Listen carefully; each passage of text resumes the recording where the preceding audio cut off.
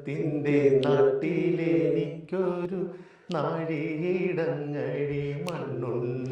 15 ദിവസം അവിടെ പെട്ടുപോയി. അവിടുന്ന് ഞങ്ങൾ പുറത്തിറങ്ങിയിട്ട് അതെടുക്കാതെ ഫ്രണ്ടിൻ്റെ അടുത്ത് പോകാൻ വേണ്ടി ഇറങ്ങിയപ്പോൾ പോലീസ് പിടിച്ചു. നാട്ടിൽ നിന്ന് കാണുന്ന പല മുഖങ്ങളും അല്ല ഇവിടെ. നമസ്കാരം. ഐക്കൺസ് ഓഫ് ഇന്ത്യയുടെ ഒരു പുതിയ എപ്പിസോഡിലേക്ക് ഏവർക്കും ഹാർദവമായ സ്വാഗതം.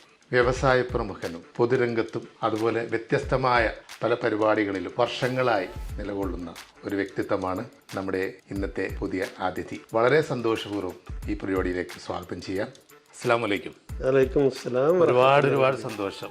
അനവധി മേഖലകളിൽ നിങ്ങൾ ഒരു സംരംഭമുണ്ട്. തീർച്ചയായിട്ടും ചാരിറ്റി, പൊതുപ്രവർത്തനങ്ങൾ, അതുപോലെ ബിസിനസ് രംഗങ്ങൾ, നിങ്ങൾ തീർച്ചയായിട്ടും കൈവെക്കാത്ത മേഖലകളില്ല എന്ന് തന്നെ പറയാം. എന്നാലും ചോദിക്കുകയാണ്, ഈ പ്രവാസ ലോകത്ത് നിങ്ങൾ ആദ്യമായി വന്നപ്പോൾ എങ്ങനെയാണ് നിങ്ങളൊരു അനുഭവം? ഏകദേശം 93-ലാണ് ഇവിടെ വരുന്നത്. എനിക്ക് 20 വയസ്സാണെന്ന് തോന്നുന്നത്. എൻ്റെ ഫാദർ നാട്ടിൽ നിന്ന് ആദ്യമായിട്ട് ഗൾഫിൽ പോയ ആളാണ്. ഞങ്ങളുടെ നാട്ടിൽ നിന്ന് ആദ്യത്തെ ഒരു 10 വർഷം നല്ല റിച്ചായിരുന്നു. പിന്നെ ഞങ്ങളൊന്ന് ഡൗൺ ആയി. പിന്നെ എനിക്ക് തോന്നി ഒന്ന് സപ്പോർട്ട് ചെയ്ത് കൊടുക്കാം. ഏകദേശം 74-ലെങ്ങാണ്ട് പോയതാണ്. എനിക്കൊരു 20 വയസ്സൊക്കെ ആയപ്പോൾ എനിക്കൊരു തോന്നൽ, എന്നെ കൊണ്ട് എന്തെങ്കിലുമൊക്കെ പറ്റും. അങ്ങനെ ഞാൻ ആളോട് അങ്ങ് ബാറിനിലോട്ട് കൊണ്ടുപോകാൻ പറഞ്ഞു. അപ്പോൾ ആള് പണ്ട് മാമുക്കോയൊക്കെ പറഞ്ഞ പോലെ കടലിലൊക്കെ ചാടിപ്പോയ ആളാണ്. അന്ന് ഗൾഫുകാരെന്ന് പറഞ്ഞാൽ വലിയ സംഭവമാണ്. ഓക്കെ, അപ്പം നമ്മൾ വിചാരിച്ചു ഇതൊക്കെ വിസയൊക്കെ പെട്ടെന്ന് കിട്ടുന്നതാണ്. ഞാൻ പേടിപ്പിക്കാനായിട്ട് പാസ്പോർട്ടിൽ അങ്ങ് കയറി വിസ അടിച്ചു. ഒരു AC ടെക്കിൻ്റെ ഇതിൽ. എൻ്റെ പ്രൊഫഷൻ അതായിരുന്നു. അപ്പം ഞാൻ അങ്ങ് ഇവിടെ വന്ന് എന്തൊക്കെ ചെയ്ത് കളയാം എന്നുള്ളതിൽ. അപ്പം നമ്മള് ജോലിയായിട്ടാണ് വന്നത് ഇവിടെ? അല്ല, ഒരു സൗദി പറഞ്ഞ് ഞങ്ങൾക്ക് 50-50 ഷോപ്പ് ഇട്ട് തരാം. അപ്പം ഞാൻ വിചാരിച്ചു ഒരു വർഷമൊക്കെ നിന്ന് നമുക്ക് അവിടെ പോയിട്ട് ഒരു സെറ്റൊക്കെ ആയിട്ട് നാട്ടിൽ തന്നെ സെറ്റാവുമെന്ന് വിചാരിച്ച് 93-ൽ ഏകദേശം ജൂലൈ ഇവിടുത്തെ കൊടും ചൂടിൽ ഇവിടെ വന്ന്. പക്ഷെ ഞാൻ വിസ അടിക്കുമ്പോൾ വിചാരിച്ചെന്താ വിസ അടിച്ചു വരില്ല. 21 ഇയറിലാണ് വിസ അടിക്കുള്ളൂ സൗദി. കഷ്ടകാലത്തിന് അടിച്ചു. പിന്നെ ഒരു ബന്ധുവിൻ്റെ കെയർ ഓഫിലായത് റിട്ടേൺ കൊടുക്കാനും പറ്റാതായി. അപ്പോൾ ഫാദർ ഓൾറെഡി പറഞ്ഞു എവിടെ പോയാലും സൗദിയിൽ പോകരുത്, അവിടെ കൾച്ചർ വ്യത്യാസമാണ്, ബഹ്റൈൻ്റെ പോലെയല്ല. അവിടെ ആൾക്ക് അത്യാവശ്യം സെറ്റപ്പ് ഉണ്ടായിരുന്നു എന്ന് പറഞ്ഞാൽ അവിടെ എല്ലാവരായിട്ടും പരിചയം. ആളെ കെയർ ഓഫിൽ പലരും മിലിറ്ററിയിൽ കയറിയിട്ടുണ്ട്, പക്ഷെ ആൾ കയറിയില്ലായിരുന്നു. അപ്പോൾ ഡൗൺ ആയപ്പോൾ ഞാൻ വിചാരിച്ചു ആൾക്ക് നമ്മളൊന്ന് സപ്പോർട്ട് ചെയ്യാന്ന് പറഞ്ഞിട്ട് കയറി. അങ്ങനെ കരഞ്ഞ് നിലയും വിളിയൊക്കെ കൂടി പാസ്പോർട്ട് കിട്ടാതായി. പൈസ കുറച്ച് അളിയൻ്റെ അടുത്ത് കടം മേടിച്ചു. കുറച്ച് ആകെ 28,000 അങ്ങനെ ബോംബെയിൽ വന്ന് ഒരു 15 ദിവസം പെട്ടു. അന്ന് ഈ ചവിട്ടി കയറ്റുന്ന പരിപാടി ഉണ്ട്. ഒരു 15 ദിവസം അവിടെ പെട്ടുപോയി. അവിടുന്ന് ഞങ്ങൾ പുറത്തിറങ്ങിയിട്ടില്ല. ഒരു ട്രാവൽസിൻ്റെ കെയർ ഓഫിൽ. അപ്പോൾ അതിൽ 10ാം ക്ലാസ് പാസ്സാവാത്ത പല ആളുകളുണ്ടായിരുന്നു. പിന്നെ നമ്മളത് കുഴപ്പമില്ലാത്തതുകൊണ്ട് നമ്മൾ കയറി വന്ന് എയർപോർട്ടിൽ ഇറങ്ങിയപ്പോൾ ചുടുകാറ്റൊക്കെ ഇങ്ങനെ അടിക്കുന്നു. രാത്രി 3 മണിക്ക് വന്ന് ഞങ്ങളൊരു ടാക്സിയിൽ ഒരു എല്ലമീൻ സ്റ്റോർ അന്വേഷിച്ച് വന്നു. അവിടെ പിന്നെ ഇക്കാമ കിട്ടാതെ ഏകദേശം ഒരാഴ്ച പ്രാക്ടീസിന് പോകാൻ വേണ്ടി നിന്നപ്പോൾ ഇക്കാമ കിട്ടിയില്ല. ഒരു പേപ്പർ തന്നിരുന്നു. അതെടുക്കാതെ ഫ്രണ്ടിൻ്റെ അടുത്ത് പോകാൻ വേണ്ടി ഇറങ്ങിയപ്പോൾ പോലീസ് പിടിച്ചു.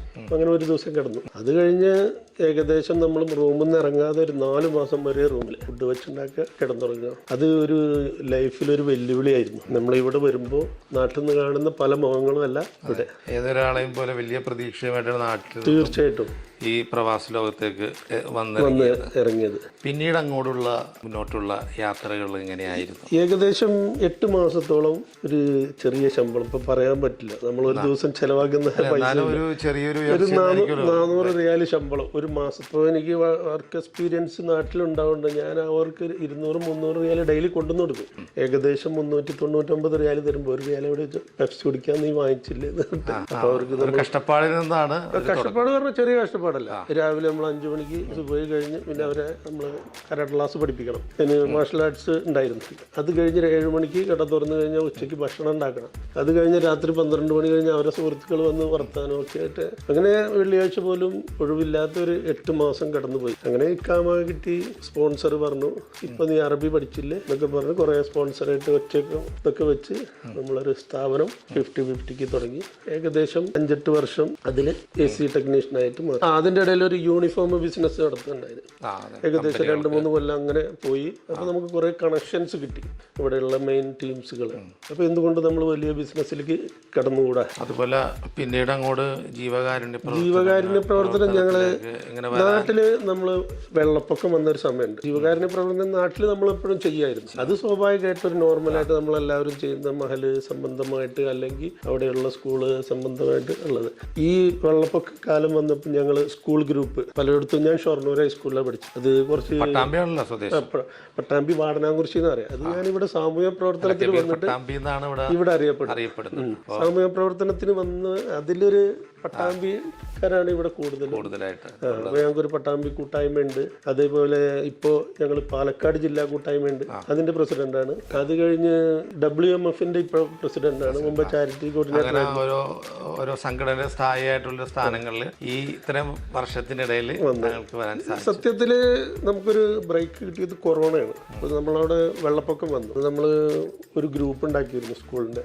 അപ്പോൾ നോക്കുമ്പോൾ ഏറ്റവും ഗ്രൂപ്പ് ഉണ്ടാക്കാൻ ഇൻസ്പിറേഷൻ എടുത്ത ആളാരെന്നറിയോ? സ്വിറ്റ്സർലാൻഡിലുള്ള ഒരുത്തനാണ്. അവന്റെ അമ്മ മരിച്ചപ്പോൾ അവൻ അവിടെ സിറ്റിസനാണ്. അവനാണ് തോന്നിയത് ഇങ്ങനെ ഒരു ഗ്രൂപ്പ് ഉണ്ടാക്കണം. അതങ്ങ് വളർന്ന് വലുതായി. ഇപ്പൊ നമ്മളെ പല പ്രമുഖരും, ഇറാൻ ഗ്രൂപ്പിന്റെ ഡയറക്ടർ മധു, അതേപോലെ സ്വിറ്റ്സർലാൻഡിലുള്ള സുനിൽ, സൗത്ത് ആഫ്രിക്കയിലുള്ളവര്, നാട്ടിൽ തന്നെ പല, ഞങ്ങളൊക്കെ ശരിക്കും പറയാൻ പാടില്ല, ബാക്ക് ബെഞ്ചേഴ്സ് ആയിരുന്നു. ആ ബാക്ക് ബെഞ്ചേഴ്സ് ഒക്കെ മുന്നിൽ വന്നായിരുന്നു. അതൊക്കെ പറയാല്ല. പല ഹെഡ് മാഷ്, അങ്ങനെ സെറ്റപ്പ് ടീംസ് തന്നെ. ഷൊർണൂർ സ്കൂള് പ്രഗത്ഭര ഇതായിരുന്നു. ഈ ഗ്രൂപ്പ് ഉണ്ടാക്കിയപ്പോൾ അതൊരു ഭയങ്കര രസമായി മാറി. പിന്നെ ഞങ്ങൾ ഇവിടെ വന്നപ്പോൾ WMF ആയിട്ട് എന്നെ ആദ്യം WMF-ൽ ഞാൻ ഇവിടെ ഒരു ഷിഹാബ് കൊട്ടുകാടുണ്ട്.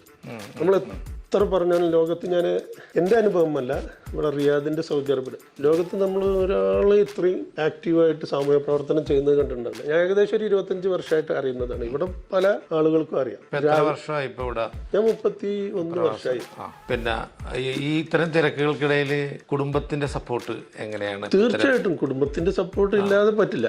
കൊറോണ സമയത്ത് ഞാൻ ഇവിടെ ട്രഷററായിരുന്നു. അന്ന് എനിക്ക് പേപ്പർ ഉണ്ടായിരുന്നു പുറത്തിറങ്ങാനുള്ളത്. എൻ്റെ കമ്പനിയിലുള്ള പിള്ളേർക്കും പേപ്പർ ഉണ്ടായിരുന്നു.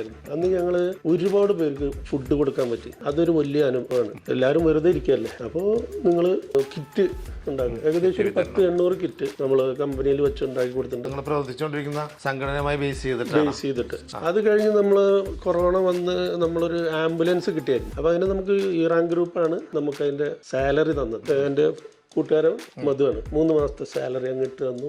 അന്ന് ഇവിടെ ആംബുലൻസ് ഇല്ല, പലരും മരിച്ചു വീഴുന്നു, മറ്റേ കൊണ്ടുപോകാൻ പറ്റുന്നില്ല, ഹോസ്പിറ്റൽ ഫുള്ളാണ്. അത് ആസ്ത്ര ഹോസ്പിറ്റലൊക്കെ നമ്മൾ ഒരുപാട് സപ്പോർട്ട് ചെയ്തിട്ടുണ്ട്. അപ്പം നമ്മൾ പലരോടും പറയും നിങ്ങളങ്ങ് അവിടെ പോയിട്ട് വീണോ എന്ന് പറയും. വീഴുമ്പോൾ ചിലപ്പോൾ ആൾ എഴുന്നേൽക്കില്ല. അത്രയും കണ്ടീഷനായിരുന്നു. നിങ്ങൾക്കറിയാം ലോക്ക്ഡൗൺ. ഇവിടെ നമ്മൾ അരികളൊക്കെ വണ്ടിയിൽ വെച്ച് പോകുമ്പോൾ സിഗ്നലിൽ വലിയ പാറ്റേൺ ടാങ്കൊക്കെ വെച്ചിട്ട് മറ്റേ മിലിറ്ററിക്കാരെ വണ്ടി ഉണ്ടാവും. എല്ലാവർക്കും അറിയുന്നതാണ്. അവർ ചെക്ക് ചെയ്യുമ്പോൾ നീ കച്ചവടത്തിന് അന്നൊന്നും നോക്കില്ല. നമ്മൾ നാട്ടിലെ പോലെ അടിയൊന്നുമില്ല. ഇവിടെ ഈ കാമ എടുക്കുക, ഫൈൻ അടിക്കുക. ഈ കൊറോണ സമയത്ത് ഇത്തരം കാരുണ്യ പ്രവർത്തനങ്ങൾ ഏർപ്പെടുമ്പോൾ ബിസിനസ് എങ്ങനെയായിരുന്നു ചെയ്തു?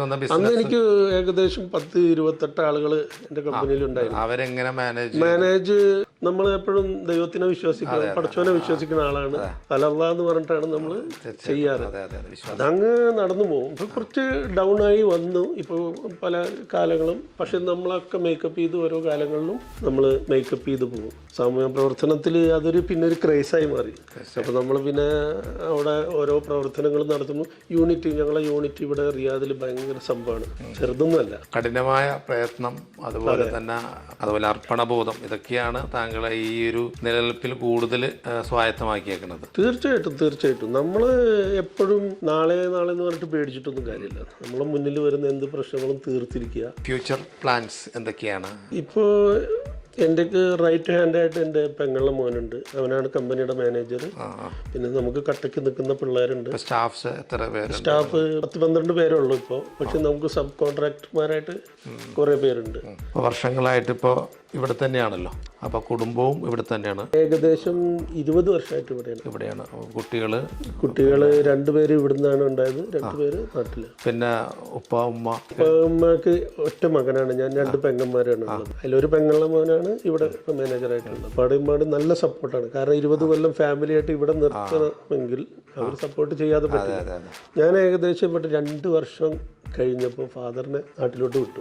ഒന്നുകിലും നിങ്ങൾ സമ്പാദിക്കുക, അല്ലെങ്കിൽ ഞാൻ സമ്പാദിക്കും. അപ്പോൾ ആള് നല്ല ഹാപ്പി ആയിട്ട് ഇപ്പോഴും സുന്ദരനായിട്ട് അവിടെ കണ്ട എല്ലാവർക്കും മനസ്സിലാവും ഇരിക്കുന്നുണ്ട്. അപ്പോൾ പടച്ചവന്റെ അനുഗ്രഹത്താൽ നല്ല വീട്, നമുക്ക് സറൗണ്ടിങ്, പാരന്റ്സിന്റെയും അതുപോലെ തന്നെ കുടുംബത്തിനും നല്ലൊരു സപ്പോർട്ട്. തീർച്ചയായിട്ടും എനിക്ക് 4 പിള്ളേരാണ്. 3 പെൺപിള്ളേരും ഒരു ആൺകുട്ടി ചെറുത്. അതില് ഒരാളെ കല്യാണം കഴിഞ്ഞു. ഗ്രാൻഡ് ഫാദർ കൂടിയാണ്. ഓ പക്ഷെ കണ്ടാൽ പറയൂല. അതാണ്. ഒരുപാട് നന്ദി ഈ അവസരത്തെ അറിയിക്കുന്നു. ഇനി ഒരു പുതിയൊരു എപ്പിസോഡുമായി ഇനി നമുക്ക് വീണ്ടും കാണാം. Thank you.